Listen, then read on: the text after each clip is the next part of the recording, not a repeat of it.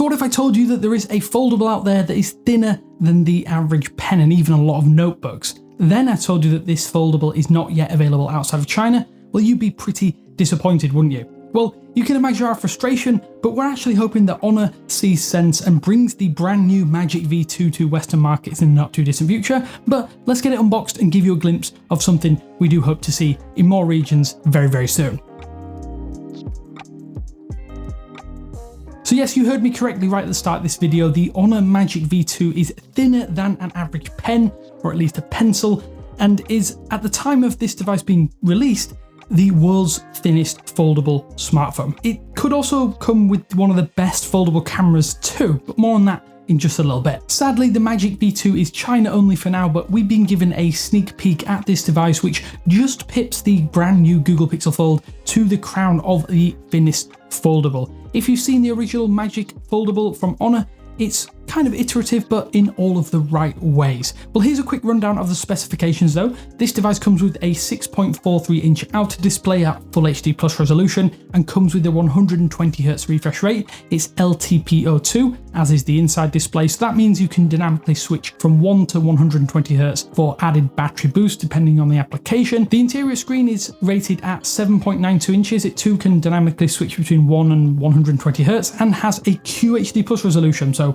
far so good, very much like the competition. And here's where things start to get interesting though. The Honor Magic V2 is super lightweight. It's actually 3 grams lighter than the Galaxy S23 Ultra at 231 grams versus 234 at Samsung's latest flagship. And when folded, it's just 9.9 millimeters thick. Yes, under 10 millimeters, which is pretty insane from where we're stood. That isn't the only insane aspect of the Magic V2 though, because it actually comes with what could very well be the best or only out-and-out flagship camera system on a foldable to date. And we say that as, at least as far as we can tell, it ships with the same core camera system as the flagship Honor Magic 5 Pro, which was impressed us when we fully reviewed that, which you can see via the link down in the description. Considering that most foldables are shipping with lesser camera systems, this is a really big deal, There is a caveat though, as the 50 megapixel wide and 50 megapixel ultra wide are actually paired with a slight step down 20 megapixel telephoto.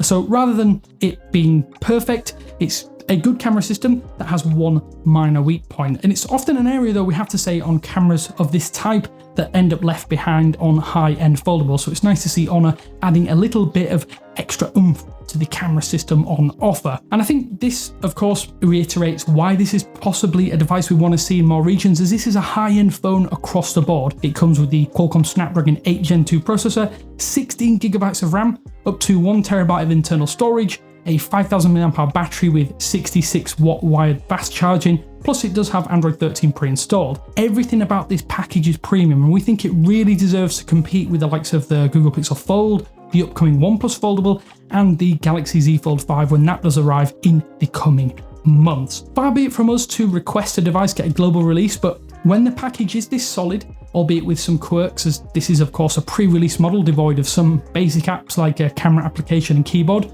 those we actually had to sideload these after we unboxed them, Honor really does have a compelling product on their hands, and one we'd like to see more people get their hands on. It's the thinnest foldable with potentially one of the best cameras for this specific form factor with the best specifications. There really is a lot to contend with, and we hope it does get a global launch at some point in the not too distant future. So that's just a quick unboxing and look at a product that you might not otherwise see, one that we thought you did have to see. What are you thinking of? Do you think this is hot or not? Should it come to global markets?